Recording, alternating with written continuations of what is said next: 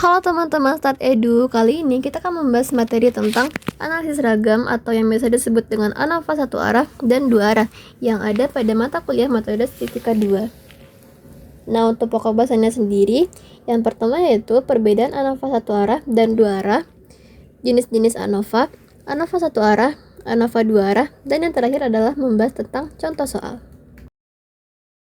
Kemudian, ada perbedaan ANOVA satu arah dan dua arah. Dari aspeknya, ANOVA satu arah memiliki banyak faktor sebesar satu faktor. Kemudian, tujuan dari ANOVA satu arah yakni mengetahui apakah terdapat perbedaan rata-rata pada beberapa kelompok berdasarkan satu faktor. Kemudian, contoh faktor dari satu ANOVA satu arah yakni jenis pupuk. Lalu ada sumber keragaman dari ANOVA satu arah yakni perlakuan, galat, dan total. Berbeda hal dengan ANOVA dua arah. Banyak faktor di ANOVA dua arah sebesar dua faktor. Kemudian tujuan dari ANOVA dua arah yakni mengetahui apakah terdapat perbedaan rata-rata pada beberapa kelompok berdasarkan dua faktor. Kemudian contoh dari ANOVA dua arah yakni metode belajar dan jenis kelas. Sumber keragaman dari ANOVA dua arah yakni perlakuan, kelompok, galat, dan total. Jenis-jenis ANOVA ada ANOVA satu arah dan ANOVA dua arah tanpa interaksi. Dalam ANOVA satu arah yang akan kita pelajari yakni ANOVA satu arah dengan amatan sama tiap perlakuan atau ortogonal, amatan berbeda tiap perlakuan atau tidak ortogonal, dan ANOVA satu arah dua parameter berpasangan. Kemudian untuk ANOVA dua arah, kita lakukan ANOVA dua arah tanpa interaksi. Kemudian untuk ANOVA satu arah, model linear adiktifnya yaitu YIJ sama dengan mu ditambah tau I ditambah epsilon IJ. Dengan YIJ merupakan respons perlakuan ke I ulangan ke J, mu itu merupakan rata-rata umum, tau I merupakan pengaruh perlakuan ke I, epsilon IJ merupakan galat pada perlakuan ke I ulangan ke J, I itu merupakan angka dari 1, 2, 3 hingga P yang merupakan perlakuan, sedangkan J itu merupakan angka berurutan mulai dari 1, 2, 3 hingga R yang merupakan ulangan. Selanjutnya untuk langkah-langkah pengujian dari ANOVA, yang pertama adalah dengan menentukan hipotesisnya terlebih dahulu. Dengan H0 itu berarti tidak ada pengaruh antara setiap perlakuan, dan H1 itu berarti terdapat setidaknya salah satu pengaruh di antara setiap perlakuan. Angka kedua adalah dengan menentukan taraf signifikansi. 3. Melakukan perhitungan untuk membuat tabel ANOVA. 4. Menentukan kriteria penolakan. 5. Menentukan keputusan hasil uji. Jika F hitung kecil dari F tabel, maka terima H0. Jika F hitung besar dari F tabel, maka tolak H0. Dan yang keenam adalah dengan memberikan kesimpulan. Selanjutnya untuk ANOVA satu arah, jika amatannya sama tiap perlakuan, maka tabel ANOVA-nya adalah sebagai berikut. Dengan sumber keragamannya terdiri dari antar perlakuan, dalam perlakuan atau disebut dengan galat, dan total. Dengan derajat bebasnya, pada derajat bebas perlakuan itu diperoleh dari banyaknya perlakuan dikurangi dengan 1. Untuk derajat bebas dari galat itu diperoleh dari banyaknya perlakuan dalam kurung banyaknya ulangan dikurangi dengan 1. Sedangkan untuk derajat bebas total didapati dari banyaknya perlakuan dikali dengan banyak ulangan lalu dikurangi dengan 1. Faktor koreksi atau FK itu diperoleh dari total seluruh data pengamatannya dikuadratkan, kemudian dibagi dengan banyaknya seluruh data. Untuk jumlah kuadrat perlakuan diperoleh dari total data pada setiap perlakuan yang dikuadratkan, kemudian dibagi dengan banyaknya ulangan, lalu seluruh hasilnya dijumlahkan dan dikurangi dengan FK. Untuk jumlah kuadrat galat diperoleh dari jumlah kuadrat total dikurangi dengan jumlah kuadrat perlakuan. Kemudian untuk jumlah kuadrat total diperoleh dari jumlah kuadrat seluruh data pengamatan dikurangi dengan FK. Selanjutnya untuk KTP diperoleh dari jumlah kuadrat perlakuan dibagi dengan derajat bebas dari perlakuan, yaitu P dikurangi dengan 1. Sedangkan untuk kuadrat tengah dari galat itu diperoleh dari jumlah kuadrat galat dibagi dengan derajat bebas dari galat, yaitu P dalam kurung R dikurang 1. Terakhir untuk F hitung diperoleh dari kuadrat tengah perlakuan dibagi dengan kuadrat tengah dari galat. Pada ANOVA satu arah dengan amatan berbeda tiap perlakuan, maka jumlah ulangan pada setiap perlakuan itu tidak harus sama, sehingga digunakan simbol RI. RI merupakan banyaknya ulangan pada perlakuan ke I. Nah, Pertama-tama, FK atau faktor koreksi itu diperoleh dari total seluruh data pengamatan yang dikuadratkan, kemudian dibagi dengan jumlah seluruh pengamatan. Selanjutnya, untuk jumlah kuadrat pelakuan itu diperoleh dari total data pada masing-masing pelakuan yang dikuadratkan, kemudian dibagi dengan banyaknya ulangan pada pelakuan tersebut. Kemudian, seluruh hasilnya jumlahkan dan dikurangi dengan FK. Setelah itu, untuk jumlah kuadrat galat itu diperoleh dari jumlah kuadrat total dikurangi dengan jumlah kuadrat pelakuan. Jumlah kuadrat total sendiri itu diperoleh dari jumlah kuadrat seluruh data pengamatan dan dikurangi dengan FK. Kemudian, kuadrat tengah pelakuan itu diperoleh dari jumlah kuadrat pelakuan dibagi dengan derajat bebas pelakuan, yaitu P dikurangi dengan 1. Sedangkan untuk kuadrat tengah dari galat itu diperoleh dari jumlah kuadrat galat dibagi dengan derajat bebas dari galat sendiri, yaitu seluruh pengamatan dikurangi banyaknya perlakuan. Terakhir, F hitung itu diperoleh dari kuadrat tengah perlakuan dibagi dengan kuadrat tengah galat. Kemudian kita masuk ke ANOVA satu arah dengan dua parameter berpasangan. Nah, untuk mencari tabelnya, pertama-tama kita harus cari nilai FK atau faktor koreksinya terlebih dahulu. Nah, nilai FK sendiri diperoleh dengan cara menjumlahkan seluruh data pengamatan atau data sampel terlebih dahulu. Setelah itu, hasil penjumlahan tersebut dikuadratkan. Kemudian dibagi dengan jumlah seluruh data yang ada, yaitu 2 kali banyaknya pasangan pengamatan. Nah, setelah kita mendapatkan FK atau faktor koreksi, langkah berikutnya kita menghitung jumlah kuadrat total atau JKT. Nah, untuk JKT sendiri dapat dihitung dengan menjumlahkan kuadrat dari seluruh data pengamatan. Kemudian hasilnya dikurangi dengan faktor koreksi. Nah, nilai JKT sendiri itu menunjukkan keseluruhan keragaman yang terdapat pada data. Derajat bebas untuk total diperoleh dari jumlah seluruh data dikurangi dengan 1, yaitu 2 kali banyaknya pasangan pengamatan dikurangi dengan 1. Nah, setelah kita mendapatkan total atau sumber keragaman total, yakni JKT, kita mencari jumlah kuadrat antar perlakuan atau JKAX. Nah, JKAX diperoleh dengan menjumlahkan data pada masing-masing perlakuan terlebih dahulu. Setiap jumlah perlakuan kemudian dikuadratkan dan dibagi dengan banyaknya pasangan pengamatan. Setelah semua hasil dijumlahkan, nilai tersebut akan dikurangi dengan faktor koreksi. Nah, karena terdapat 2 perlakuan, derajat bebas untuk perlakuan ini adalah 1. Kemudian kita cari KTAX atau kuadrat tengah antar X dengan cara membagi JKAX atau jumlah kuadrat antar X dibagi dengan derajat bebasnya yakni 1. Karena derajat bebasnya 1, maka nilai KTAX akan sama dengan JKAX. Setelah mendapatkan nilai antar X, kita mencari nilai antar pasangan. Nah, untuk mencari jumlah kuadrat antar pasangan, perhitungan dilakukan dengan menjumlahkan data pada setiap pasangan pengamatan. Hasil penjumlahan setiap pasangan kemudian dikuadratkan dan dibagi 2 karena terdapat 2 perlakuan. Setelah semua hasil dijumlahkan, nilainya dikurangi dengan nilai faktor koreksi.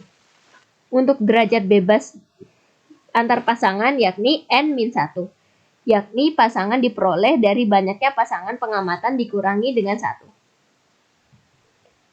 Kemudian akan dihitung KTAP atau kuadrat tengah antar pasangan dengan cara membagi JKAP dengan derajat bebas pasangan.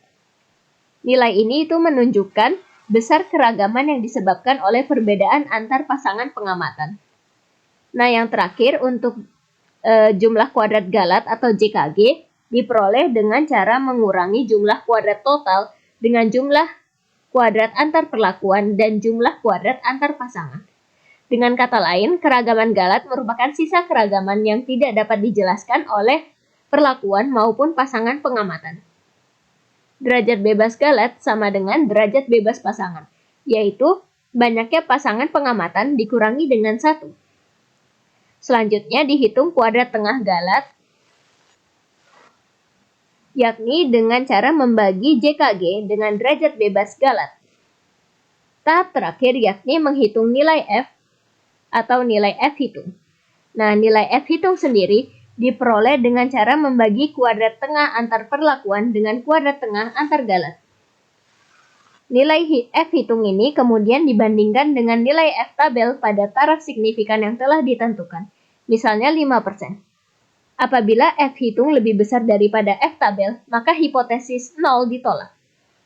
Artinya tidak terdapat perbedaan rata-rata yang signifikan terhadap antar kedua perlakuan.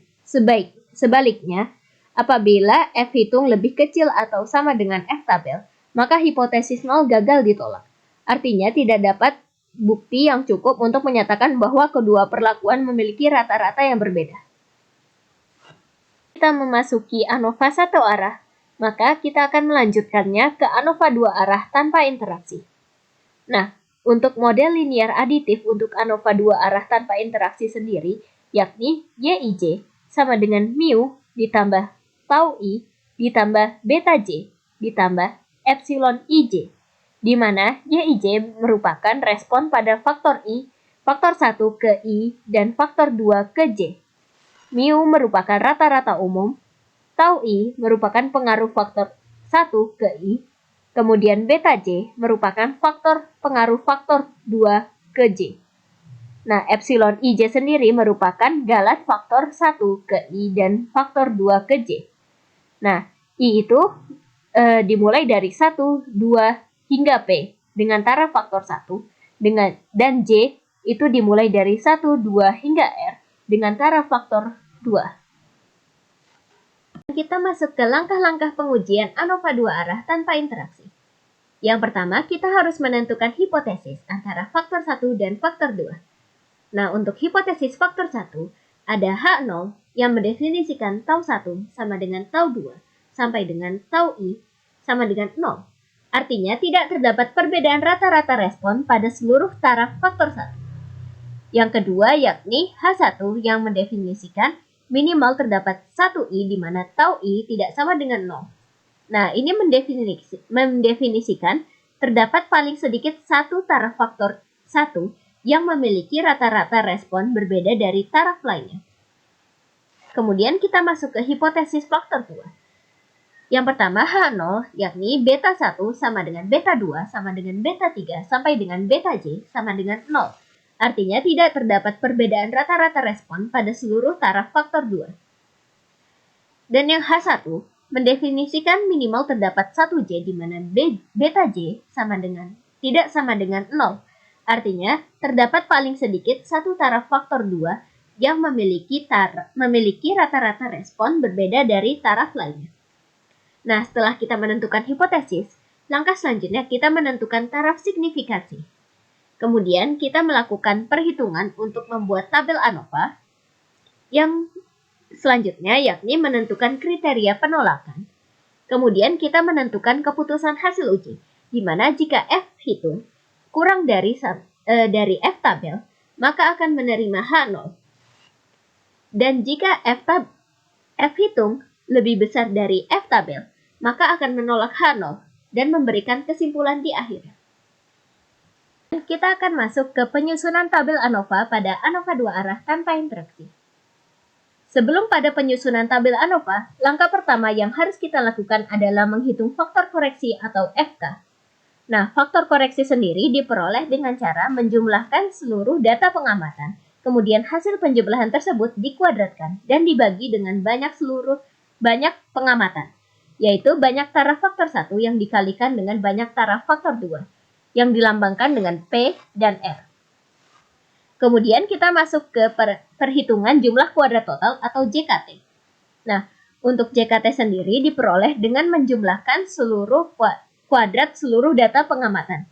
Kemudian hasilnya dikurangi dengan faktor koreksi.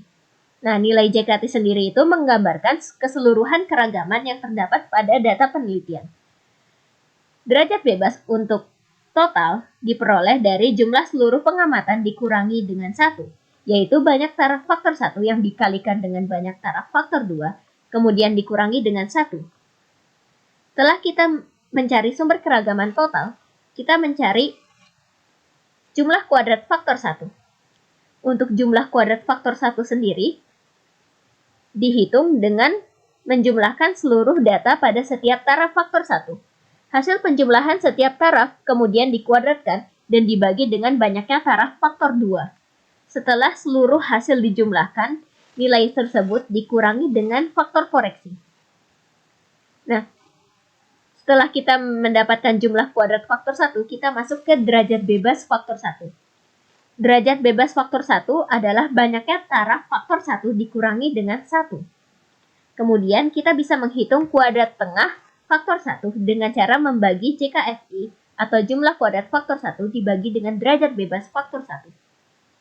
Setelah kita mendapatkan nilai sumber keragaman dalam faktor 1, kita masuk ke faktor kedua. Nah, untuk jumlah kuadrat faktor kedua diperoleh dengan menjumlahkan seluruh data pada setiap taraf faktor 2. Hasil penjumlahan setiap taraf kemudian dikuadratkan dan dibagi dengan banyaknya taraf faktor 1. Selanjutnya, hasil dijumlahkan dan dikurangi dengan faktor koreksi. Nah, nilai yang diperoleh disebut dengan jumlah kuadrat faktor 2 atau JKF2. Nah, untuk derajat bebas faktor 2 sendiri adalah banyaknya taraf faktor 2 atau R dikurangi dengan 1. Kemudian dihitung deh nilai kuadrat tengah faktor 2 dengan cara membagi JKF2 dikurangi dengan derajat bebas F2. Nilai kuadrat tengah F2 ini menunjukkan besar keragaman yang disebabkan oleh faktor 2. Setelah kita mendapatkan semua komponen tersebut, kita lanjut ke jumlah kuadrat Galat. Jumlah kuadrat Galat diperoleh dengan mengurangi jumlah kuadrat total dengan jumlah kuadrat faktor 1 dan jumlah kuadrat faktor 2. Kemudian, derajat bebas dari Galat diperoleh dari hasil perkalian derajat bebas faktor 1 dan derajat bebas faktor 2, yaitu banyak taraf faktor 1 dikurangi dengan 1, dikalikan dengan banyaknya taraf faktor 2 dikurangi dengan 1.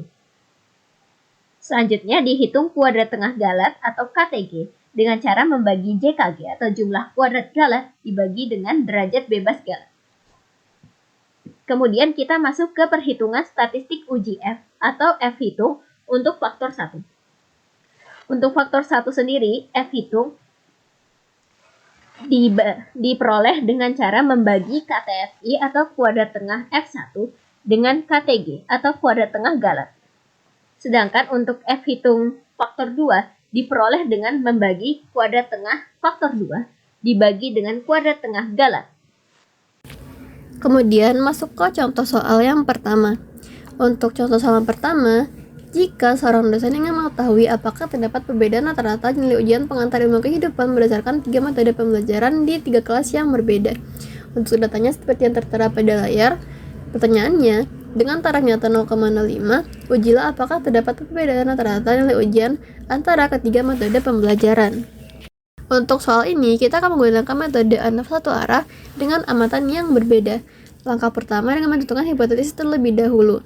H0 itu berarti tidak ada pengaruh antara setiap perlakuan, sedangkan H1 itu terdapat setidaknya satu pengaruh di antara setiap perlakuan yang ada. Nah, untuk taraf signifikansinya yaitu 0,05, statistik ujinya yaitu dengan menentukan faktor koreksi terlebih dahulu. FK itu diperoleh dari jumlah seluruh data dibagi dengan banyaknya data.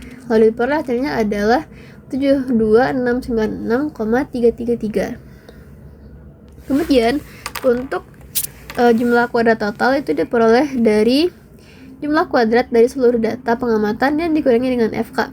Lalu diperoleh hasilnya adalah 459,667. Lalu untuk jumlah kuadrat perlakuan itu diperoleh dari total data pada masing-masing perlakuan yang dikuadratkan. Kemudian dibagi dengan banyaknya ulangan pada perlakuan tersebut. Kemudian seluruh hasilnya dijumlahkan dan dikurangi dengan FK. Sehingga didapatkan hasilnya adalah 357,467. Kemudian untuk jumlah kuadrat dari Galat dengan mengurangi antara jumlah kuadrat total dan jumlah kuadrat perlakuan. Lalu hasilnya adalah 102,2. dB total itu diperoleh dari jumlah seluruh ulangan dibagi dengan 1. Didapati hasilnya adalah 11. Sedangkan untuk dB perlakuan itu didapati dari banyaknya perlakuan dikurangi dengan 1. Hasilnya adalah 2. Sedangkan untuk dB Galat itu diperoleh dari jumlahan seluruh ulangan dikurangi dengan banyaknya perlakuan. Hasilnya adalah 9.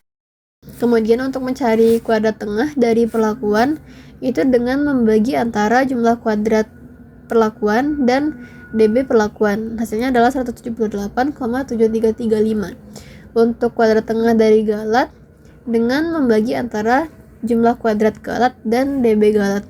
Didapati hasilnya 11,3556. Untuk F hitung, rumusnya adalah kuadrat tengah perlakuan dibagi dengan kuadrat tengah galat. Hasilnya adalah 15,7396. Nah, selanjutnya, seluruh hasil perhitungan sebelumnya dimasukkan ke dalam tabel ANOVA satu arah dengan materi yang berbeda, sehingga didapati statistik uji dari F hitung yaitu 15,7396, sedangkan untuk F tabel itu 4,2565. Nah, keputusannya adalah F hitung misal dari F tabel, maka tolak H0. Maka kesimpulannya adalah dengan taraf nyata 0,05 terdapat perbedaan rata-rata nilai ujian pengantar ilmu kehidupan antara ketiga metode pembelajaran. Kita masuk ke contoh soal kedua, yakni sebuah sekolah ingin mengetahui pengaruh metode pembelajaran dan jenis kelas terhadap nilai matematika siswa. Nah, didapatkan data sebagai berikut. Nah, data ini menunjukkan ada metode, yakni metode A dan metode B. Kemudian ada jenis kelas, yakni kelas reguler, unggulan, dan akselerasi. Nah, untuk pertanyaannya, dengan taraf nyata alfa 0,05, ujilah yang pertama, apakah terdapat pengaruh metode pembelajaran terhadap nilai matematika? Dan yang kedua, apakah terdapat pengaruh jenis kelas terhadap nilai matematika? Untuk contoh soal ini, kita akan menggunakan metode pendekatan ANOVA dua arah tanpa interaksi. Hal ini dikarenakan rata-rata nilai matematika siswa dipengaruhi oleh metode pembelajaran dan jenis kelasnya. Nah, untuk faktor pertama, kita akan menggunakan metode pembelajaran. Untuk hipotesisnya, yakni H0, mendefinisikan tau 1 sama dengan tau 2 sama dengan 0. Artinya, tidak terdapat perbedaan rata-rata hasil belajar antara siswa yang menggunakan metode A dan siswa yang menggunakan metode B. Sedangkan untuk hipotesis H1 pada faktor 1 mendefinisikan minimal terdapat 1I di mana tau I tidak sama dengan 0. Artinya, terdapat perbedaan rata-rata nilai matematika antar siswa yang menggunakan metode A dan siswa yang menggunakan metode B. Kemudian kita mencari hipotesis untuk faktor kedua, yakni faktor jenis kelas. Untuk H0-nya, yakni beta 1 sama dengan beta 2 sama dengan beta 3. Artinya, tidak terdapat perbedaan rata-rata nilai matematika siswa terhadap hasil belajar antara kelas reguler, kelas unggulan, dan kelas akselerasi. Kemudian ada hipotesis alternatifnya, yakni H1 mendefinisikan minimal terdapat 1J di mana beta J tidak sama dengan 0. Artinya, terdapat paling sedikit satu kelas yang memiliki rata-rata nilai matematika siswa yang berbeda dari kelas lainnya. Kemudian, kita tentukan taraf signifikansinya. Dari contoh soal, kita mengetahui bahwa taraf nyatanya menggunakan alfa 0,05. Setelah kita menduga hipotesis, langkah selanjutnya kita akan mencari faktor koreksi sehingga akan digunakan untuk mencari tabel ANOVA dua arah tanpa interaksi.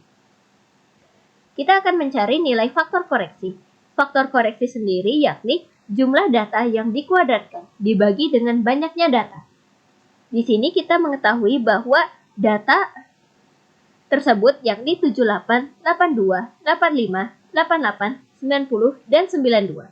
Kemudian kita jumlahkan ke 6 data tersebut, kemudian kita kuadratkan, dan dibagi dengan banyaknya data, yakni ada 6 data.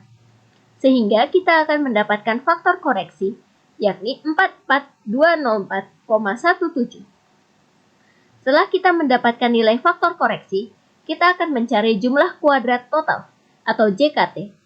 Nah, rumus dari JKT sendiri yakni perlakuan atau pengamatan yang dikuadratkan, kemudian dijumlah, dikurang dengan faktor koreksi. Nah, di sini tinggal kita kuadratkan dulu nilai-nilai data tersebut, seperti 78 kuadrat ditambah dengan 82 kuadrat ditambah 85 kuadrat sampai dengan 92 kuadrat, kemudian kita jumlahkan, dikurang dengan faktor koreksi yakni 44.204,17. Sehingga kita mendapatkan nilai jumlah kuadrat total atau JKT yakni 136,8333. Kemudian kita akan mencari jumlah kuadrat faktor 1, jumlah kuadrat faktor 2, dan jumlah kuadrat galat. Nah, untuk jumlah kuadrat faktor 1 atau JKF1 diperoleh dengan menjumlahkan seluruh data pada setiap taraf faktor 1, yakni yang pertama untuk metode A, 78 ditambah 85 ditambah 90 sama dengan 253. Dan faktor yang kedua, yakni metode B, dengan 82 ditambah 88 ditambah 92 sama dengan 262. Kemudian hasil tersebut dikuadratkan dan dibagi dengan banyaknya taraf faktor 2. Kita mengetahui bahwa banyaknya taraf faktor 2 sebesar 3. Sehingga 253 kuadrat ditambah sama 262 kuadrat dibagi dengan 3. Kemudian akan dikurangi dengan faktor koreksi. Sehingga kita akan mendapatkan jumlah kuadrat faktor 1 sebesar 13,5. Setelahnya, kita akan mencari jumlah kuadrat faktor 2 atau JKF2.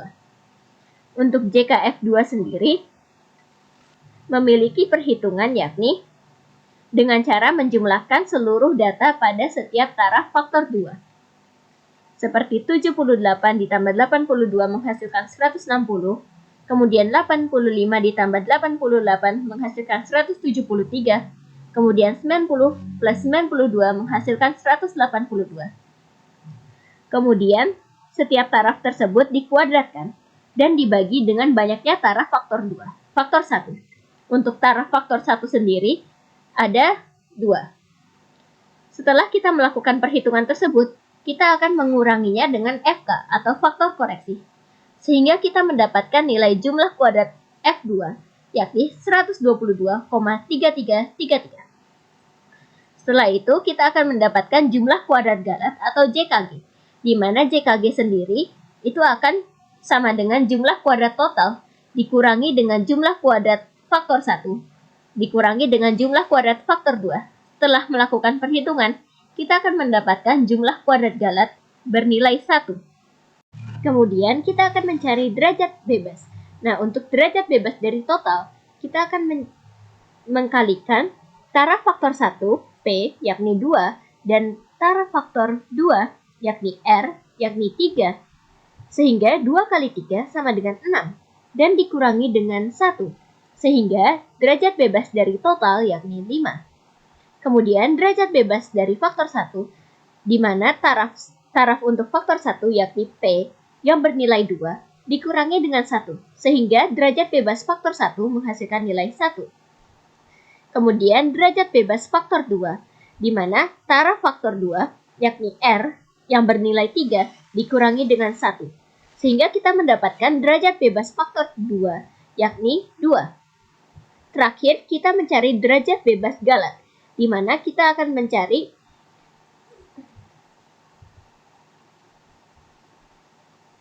taraf faktor 1 yang dikurangi dengan 1 dikalikan dengan taraf faktor 2 yang dikurangi dengan 1.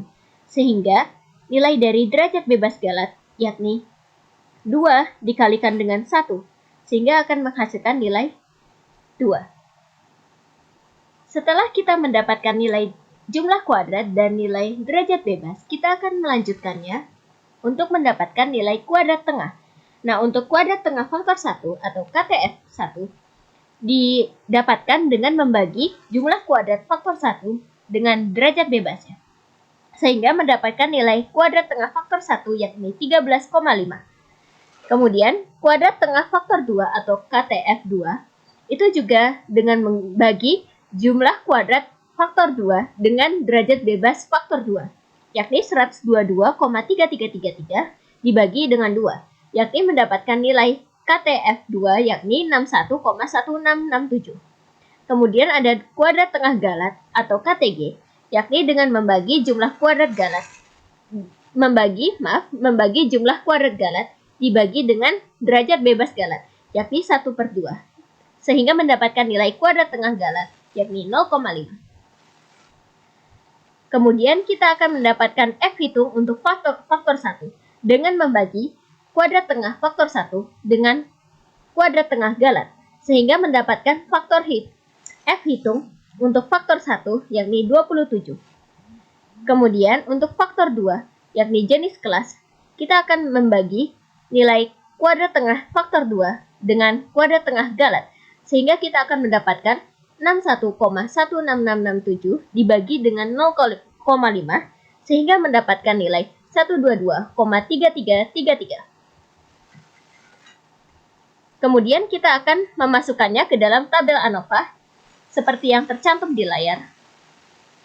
Kemudian kita juga mencari F-tabel, di mana F-tabel kita akan mencarinya dalam F 0,05 dengan derajat bebas 1,2 untuk faktor 1 dan derajat bebas 2,2 untuk faktor 2.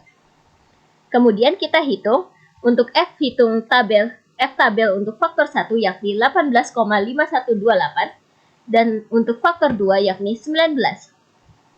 Kemudian kita mengetahui bahwa 27 lebih besar dari 18,5128, sehingga untuk faktor 1 kita akan menolak H0, sehingga dengan taraf nyata 0,05 terdapat pengaruh metode pembelajaran terhadap nilai matematika siswa. Kemudian kita mengetahui juga kalau 122,3333 akan lebih besar dari 19, sehingga kita akan menolak H0 di faktor kedua. Sehingga dengan taraf nyata 0,05 terdapat pengaruh jenis kelas terhadap nilai matematika siswa. Oke, sekian Stat Edu pada kali ini. Kami mohon maaf apabila banyak kesalahan atau sesuatu yang luput dari kami. Terima kasih telah menonton Stat Zen. Selamat malam. Selamat malam.